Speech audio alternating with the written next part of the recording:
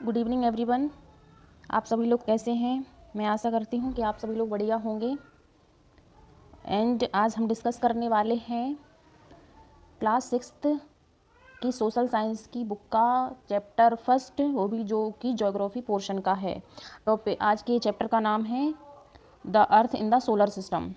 इसमें हम पूरा 6th क्लास के ज्योग्राफी वाला पोर्शन डिस्कस करेंगे और ये हमारी सीरीज चलने वाली है। इसमें हम स्पेशली एनसीईआरटी डिस्कस करेंगे।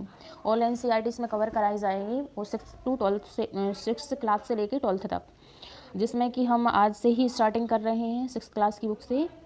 तो लेट्स सी स्टार्ट करते हैं और देखते हैं कौन कौन से टॉपिक इसमें कवर करने हैं। चलिए तो स्टार्ट करते हैं आज के टॉपिक के साथ, पूरे जोश के साथ।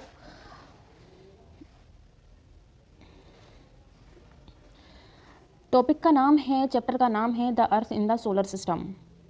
The earth in the solar system का मतलब है कि जो हमारी अर्थ है, सोलर सिस्टम में मतलब जो सन है, सन के अराउंड जितने भी प्लैनेट्स ऑर्बिट करते हैं उनमें हमारा प्लैनेट एक अर्थ भी है। तो उसके बारे में हम समझेंगे कि हमारा अर्थ किस पोजीशन पे है, क्या इसकी ओरिएंटेशन है। लेट्स सी, देखते हैं क्या होता है, क्या क्या कौन कौन से टॉपिक पढ़ने हैं। आप लोग इसमें बने रहिए एंड तक। स्टार्ट करते हैं। How wonderful it is to watch the sky after sunset.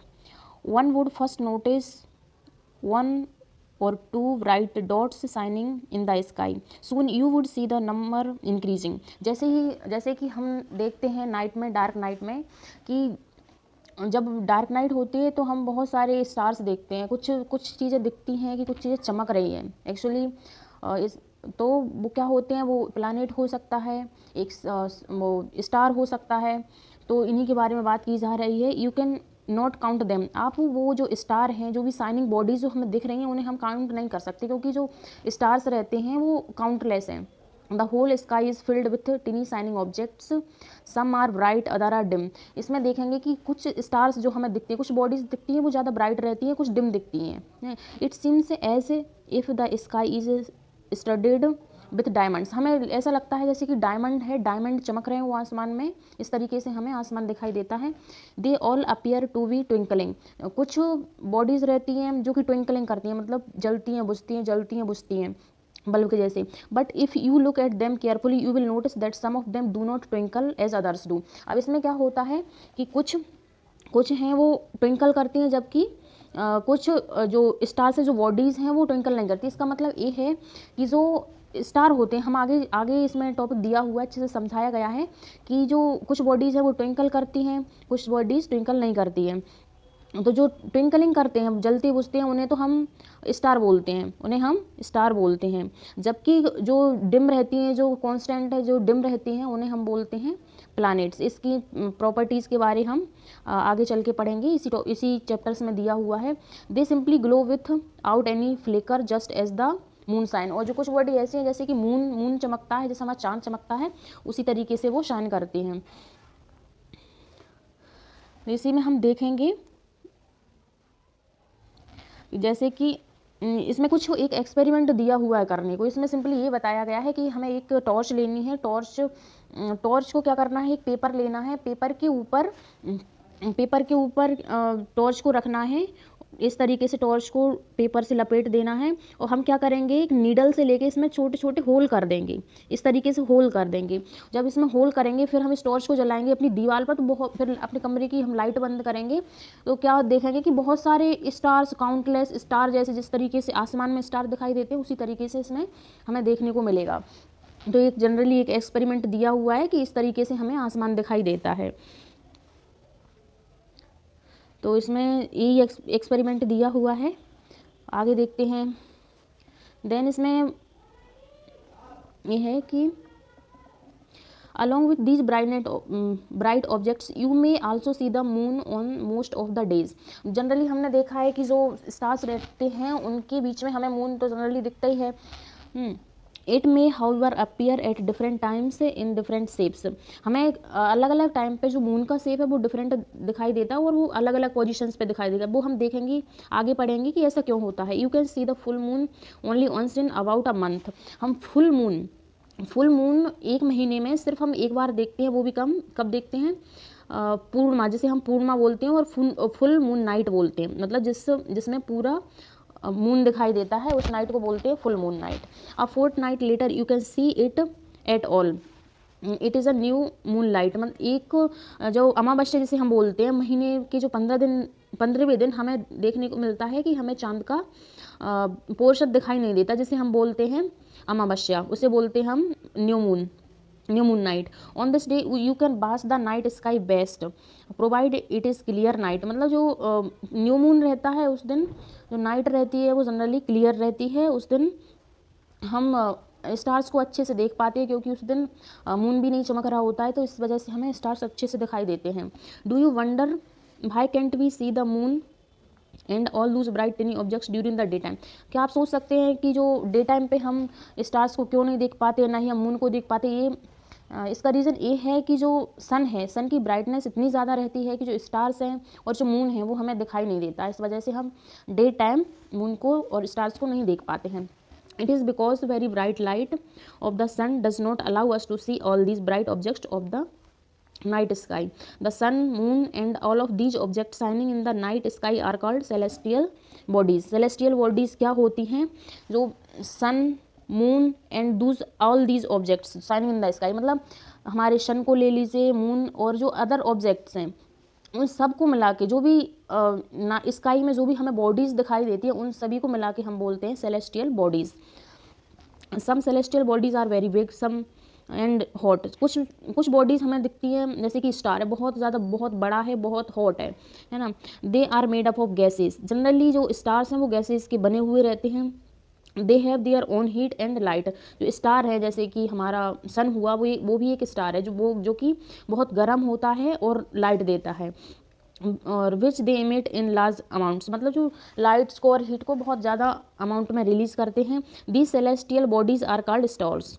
Stars की प्रॉपर्टी जनरली हम सिंपल लैंग्वेज में देखें तो जो ऐसी बॉडीज़ जो कि हीट प्रोड्यूस करती हैं, लाइट देती हैं, उनको हम स्टार्स बोलते हैं। जबकि प्लानेट रहते हैं, प्लानेट ऐसा नहीं करते, वो ना तो लाइट देते हैं ना हीट देते हैं, तो उन्हें हम प्लानेट्स बोलते हैं। तो सन भी एक स्टार्स की कैटेगरीज में रखा गया है।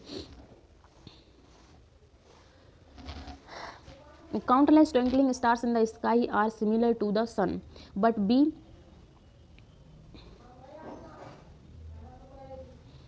we do not feel their heat or light and they look so tiny because they are very very far from us।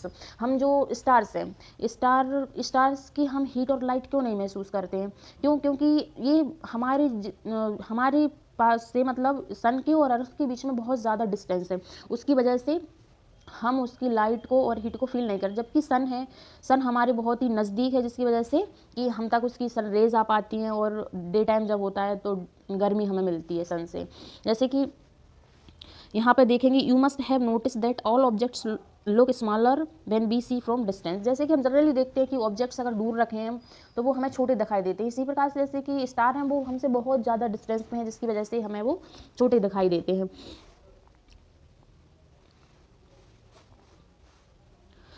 How small are aeroplanes look when it is flying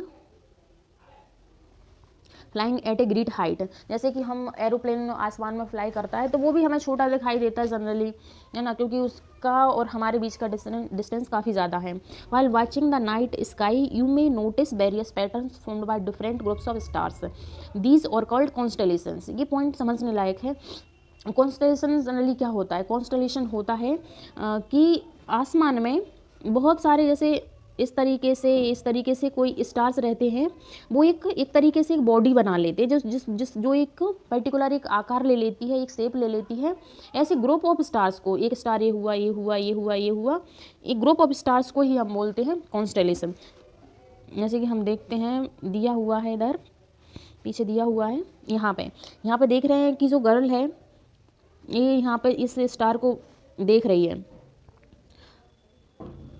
यहाँ पे एक star ये हुआ, एक ये हुआ, यहाँ ये टोटल मिला के कितने? 7 स्टार। अब 7 स्टार को मिला के यहाँ पे हमें दिख रहा है कि एक तरीके से यहाँ पे एक शेप बन रहा है। ये हम देख सकते हैं कि हमारे बेड जैसा शेप बन रहा है ना। ये ये बेड जैसा शेप बन रहा है, ये यहाँ पे ऐसा लग रहा है जैसे कि 3 लोग इसकी तरफ आ रहे हो, तो एक तरीके से एक शेप बन गया। और इसी को इस वाले शेप को हम बोलते हैं कॉन्स्टेलेशन। इस तरीके से बहुत टाइप के शेप्स रहते हैं, है ना।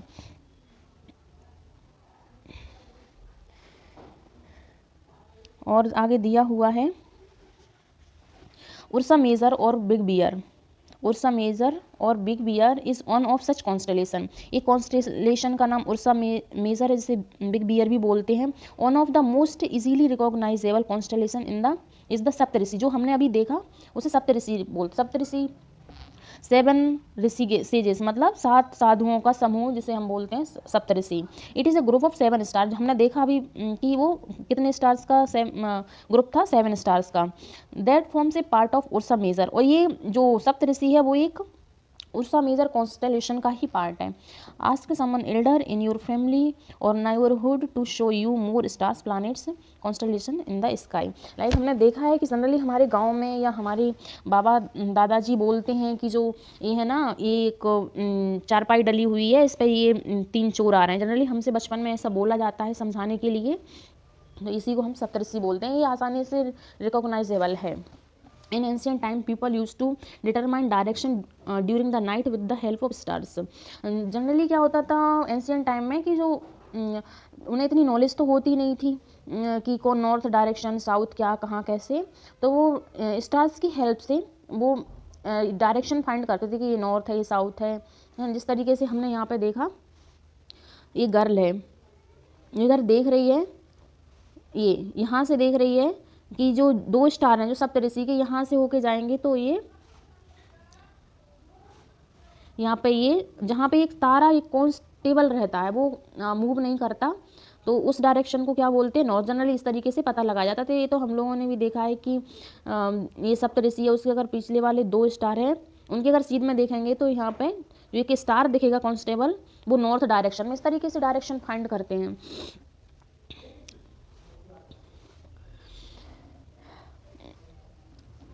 The north star indicates the north direction. जो नॉर्थ में स्टार्स रहते हैं वो नॉर्थ डायरेक्शन को इंडिकेट करते हैं। It is also called the pole star. और जो नॉर्थ डायरेक्शन में रहते हैं, नॉर्थ साउथ डायरेक्शन में जो स्टेबल स्टार रहते हैं, जो मूव नहीं करते, उन्हीं को हम पोल स्टार बोलते हैं। It always remains in the same position in the sky. We can locate the position of the pole star with the help of Saptarishi. जैसे कि हमने अभी पीछे मैंने बताया आपको, you will notice that if an imaginary line is drawn joining the pointer stars extending further, it will join to the pole star. जैसे कि मैंने आपको पहले ही बताया है, इस तरीके से हम इनकी डायरेक्शन को पता लगा सकते हैं। Some celestial bodies do not have their own heat and light. They are lit by the light of the stars. Such bodies are called planets. मैंने आपको पहले ही बताया कि स्टार्स में और प्लैनेट्स में डिफरेंस क्या होता है। स्टार्स रहते हैं जिनकी खुद की हीट रहती है एंड लाइट रहती है, जबकि प्लैनेट रहते हैं वो ना तो उनके पास हीट रहती है और ना ही वो लाइट एमिट करते हैं। तो ऐसी बॉडीज़ को जो स्काई में हमारे, ऐसी बॉडीज़ जो जिनकी अपनी ना लाइट रहती है ना हीट रहती है, उन्हें हम प्लैनेट्स बोलते हैं। The word planets comes from the Greek word planetai. जो प्लैनेट वर्ड है वो ग्रीक वर्ड से आया हुआ है, जिसे प्लानेटी बोलते हैं, प्लानेटी, विच मीन्स वंडरर्स, जिसका मतलब होता है, जिसका जनरली मीन्स होता है wanderers. The earth on which we live is a planet. जिस पे हम रहते हैं, जो अर्थ, जो पृथ्वी है, वो भी एक प्लानट है। It gets all its heat and light from the sun. जैसे कि हमें पता है कि जो अर्थ है, अर्थ जनरली सन से हीट लेती है और लाइट रहती है, जिसकी वजह से उजाला रहता है और गर्मी रहती है। Which is our nearest star. Sun हमारा एक नियरेस्ट स्टार है, हमसे सबसे पास में स्टार है, जिसकी हम हीट एंड लाइट को फील कर सकते हैं। If we look at the earth from a great distance से the moon, it will appear to be shining just as a moon. हम अपनी अगर पृथ्वी को देखें, पृथ्वी को कहाँ से देखें, अगर मून से देखें, तो ये हमें, जिस तरीके से हमें अपनी अर्थ से मून दिखाई देता है, उसी तरीके से हमें अपनी पृथ्वी दिखाई देगी। क्यों? क्योंकि ये मून है, मून भी एक प्लानेट है, और सॉरी, मून एक प्लानेट नहीं है जी, अर्थ की सैटेलाइट है ना। The moon that we see in the sky is a satellite. जो मून है वो एक सैटेलाइट है। It is companion of our earth and moves around it. Moon है, मून को अर्थ का कंपेनियन कहा जाता है, जो कि ये हमारी अर्थ है, ये अर्थ हुई, इसके चारों ओर मून घूमता रहता है। इस तरीके से, जिस तरीके से अर्थ सन के चक्कर लगाते हैं उसी तरीके से मून हमारी अर्थ के चक्कर लगाता है। Like our Earth, there are several other planets that get heat and light from the sun. Some of them have their moons too. जिस तरीके से हमारी अर्थ है उसी तरीके से बहुत सारे प्लैनेट्स हैं जो कि सन से हीट एंड लाइट लेते हैं, जिन्हें हम आगे डिस्कस करेंगे।